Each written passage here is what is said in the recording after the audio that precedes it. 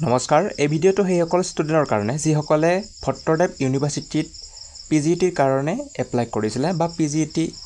পিজিইটিৰ কাৰণে online registration কৰিছিলে যিসকলে ৰেজিষ্ট্ৰেশ্যন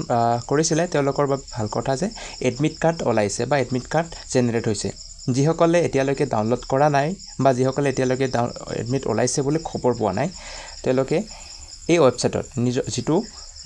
যিটো ইউনিভাৰ্চিটি ৱেবছাইট আছে যিটো ভট্টৰদেৱ ইউনিভাৰ্চিটি ৱেবছাইট আছে সেই ৱেবছাইটটোত গৈ কেনে তললৈ স্ক্ৰল কৰি চাব পাবা ভট্টৰদেৱ ইউনিভাৰ্চিটি এডমিশ্যন বুলি এই এডমিশ্যন য'ত আছে তাত ক্লিক কৰিব ক্লিক কৰি কেনে তললৈ স্ক্ৰল কৰিব তললৈ স্ক্ৰল কৰাৰ পিছতে দেখা পাব পিজি এডমিশ্যন সেশ্যনত আছে সেশ্যন 2025 আৰু 26 যেটো পিজিইটি এডমিট কাৰ্ড ৰিলিজ হৈছে যাৰ কাৰণে এটি ক্লিক হিয়াৰ নিউটো য'ত নিউ বুলি হাইলাইট হৈ আছে তাত ক্লিক কৰিব তাৰ ক্লিক কৰাৰ পিছতে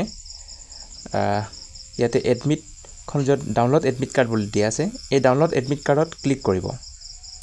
ডাউনলোড এডমিট কাৰ্ডত ক্লিক কৰাৰ পিছতে ইয়াতে এপ্লিকেণ্ট নেম ফুল নেম বুলি কৈছে এপ্লিকেণ্টৰ ফুল নেমটো এটা ক্লিক কৰিব মই এটা নাম সাৰ্চ কৰিছো তোমালোকে নিজৰ নামটো সাৰ্চ কৰিবা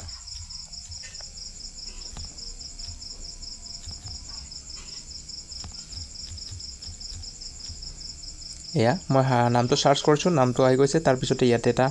ফাদাৰ্স নামটো সিলেক্ট কৰিছো তাৰ পিছতে মই ইয়াত জেন্ডাৰটো সিলেক্ট কৰিছো তাৰ পিছত মই এটা প্ৰগ্ৰামটো সিলেক্ট কৰিছো তাৰ পিছত তলত যেটো আছে yes this is me বুলি ইয়াত ক্লিক কৰিব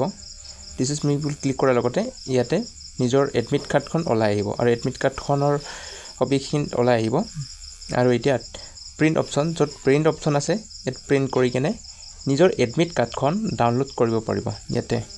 এটা পিডিএফত ইয়াত ক্লিক কৰি আমি ডাউনলোড কৰি নিজৰ ফাইলত ডাউনলোড কৰি ৰাখিব পাৰিম এই আছিল সৰু ভিডিঅ' যেটো ভিডিঅ'ৰ দ্বাৰা আপোনালোকৰ নিজৰ এডমিট কাৰ্ডখন কেনেকৈ ডাউনলোড কৰিব তাৰ বিষয়ে আমি সবিশেষ জনালো